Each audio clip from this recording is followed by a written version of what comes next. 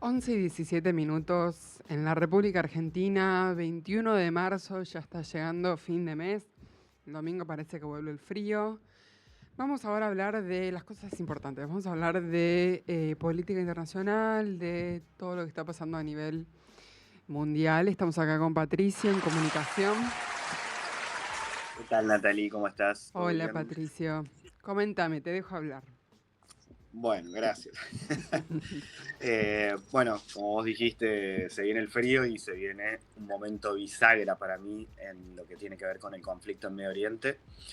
Estamos ante una situación bastante grave ya, porque bueno, recordemos que el último martes de esta semana que pasó se terminó lo que sería el cese al fuego, el acuerdo que había entre Hamas e Israel. Y el ejército israelí decidió avanzar y atacar lo que queda del territorio en Gaza, ¿no? Entonces, aludiendo obviamente desde el ejército israelí que las negociaciones se habían terminado ya y que jamás había jugado mucho con este ida y vuelta, entre que también no devolvía obviamente a los rehenes. Y durante la noche del martes y las primeras horas del miércoles se lanzó una ofensiva terrible, digamos, porque alrededor de 400 personas murieron durante esa noche en lo que fue la ofensiva más dura, más cruel o más desgarradora, digamos, para lo que fue este ataque, ¿no? De lo que viene pasando en este conflicto de ya casi 2 años, ¿no? Entonces, a raíz de esto, obviamente se puso en alerta máxima todo lo que tiene que ver con la vida, sobre todo de los rehenes, que no se sabe bien en qué parte de Gaza están, pero bueno, que todavía quedan alrededor de 50 personas más o menos. Tampoco se sabe el paradero ni quiénes están vivos y quiénes no. Y a su vez, aparte de este ataque, bueno, obviamente hoy el ministro de Defensa de Israel, el ministro Katz, dijo y advirtió a Hamas que si los rehenes seguían cautivos, o sea, si seguían en manos de Hamas, cuanto más tiempo pasara, más partes de Gaza iban a anexar a Israel en unas fuertes declaraciones. Obviamente no, todo está bastante caldeado. Así que no solo lo que pasa en Gaza, sino también lo que está pasando en Cisjordania, que el ejército sigue obviamente con sus operaciones contra lo que llaman una campaña contra el terrorismo dentro de Cisjordania, pero bueno, también es bastante importante todo lo que está pasando del otro lado. Y a su vez, Netanyahu obviamente salió a hablar diciendo que, bueno, que Israel estaba en conflicto y estaba luchando en 7 lugares a la vez. Estaba luchando en 7 frentes, por lo que también esto enciende un montón de alarmas, porque a su vez también en Siria, en lo que es en el sur de Siria, Israel hizo algunos bombardeos sobre la capital, sobre Damasco, y obviamente también se recrudeció todo lo que tiene que ver con la frontera sur del Líbano, ¿no? Entre lo que era esta guerra también contra Hezbollah. En las últimas horas hubo muchos bombardeos sobre posiciones del sur del Líbano, lo que obviamente el presidente Aoun, que está en el Líbano, ya está denunciando ante los países de la ONU de que Israel nunca se retiró, nunca cumplió con el alto al fuego que había en esa zona y que ha empezado de nuevo un bombardeo indiscriminado sobre población civil en el sur del Líbano. Así que bueno, el panorama es bastante complejo, porque a su vez también tenemos que decir que lo que tiene que ver con los hutíes, ¿no? Los que están en Yemen, también han lanzado algunos misiles sobre territorio israelí, sobre todo apuntando a la capital, sobre todo apuntando a Tel Aviv y a Jerusalén. Así que también en las últimas horas se han visto que las personas tuvieron que irse a los refugios y a su vez también Estados Unidos y Gran Bretaña iniciaron una campaña contra los hutíes dentro de Yemen, por lo que también iniciaron algunos ataques bastante duros sobre territorio de Yemen. Así que la situación en general en esta parte de Medio Oriente es bastante difícil, bastante inestable y vamos a tener que esperar también en los próximos días qué pueda pasar, ¿no? Porque a su vez Trump le marcó la cancha a Irán diciendo que todos los ataques que se realicen desde Yemen tienen que ver con Irán.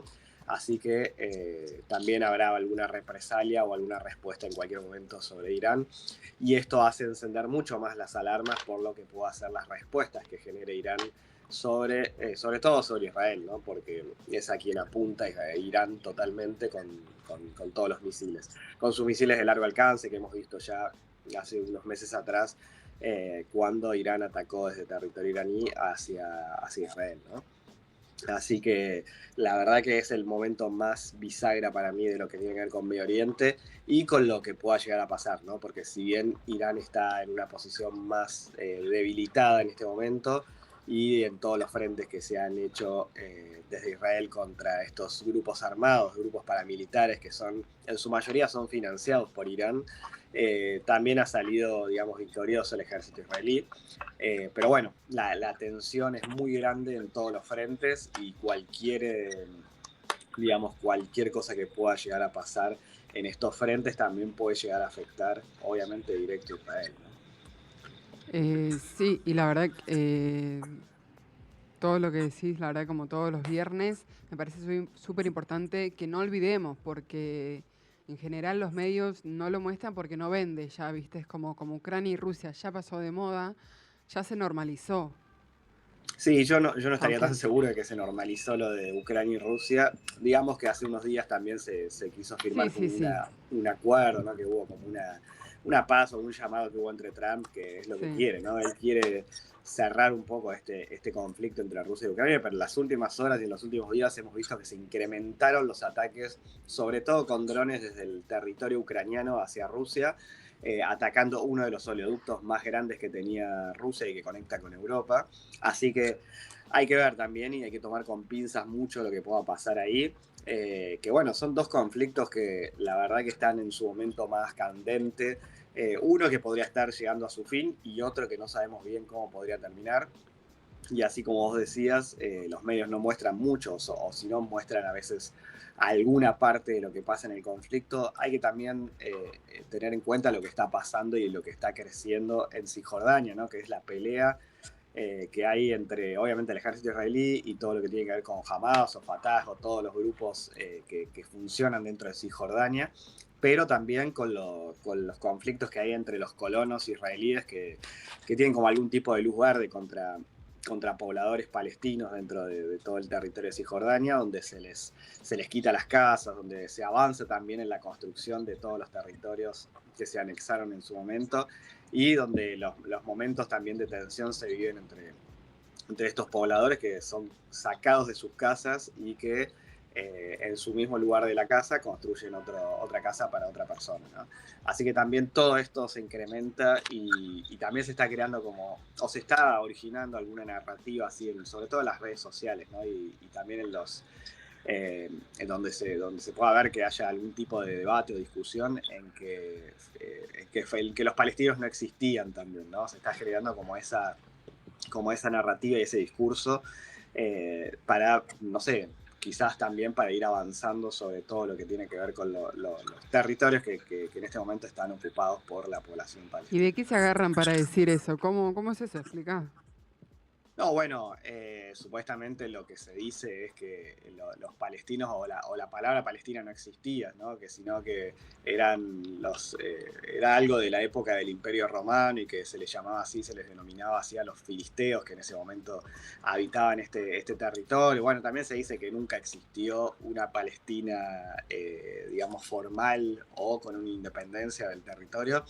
Pero bueno, en lo que fue la creación en la ONU de estos dos estados, la idea era que convivan las dos partes, ¿no? Que haya una convivencia entre ambas partes. Lamentablemente, con las influencias externas y con todo lo que fue pasando durante toda la historia también, esto ha llegado a un momento, me parece que hasta decisivo, te diría, en la existencia de alguna de las partes. Eh, ¿Por qué? Porque obviamente todo el conflicto del 7 de octubre trajo más fuego, digamos, a lo que estaba pasando o reavivó algunos conflictos anteriores y la verdad que es bastante difícil, ¿no? De que perdure así en el tiempo y bastante lejana la paz que en algún momento se buscaba en este territorio.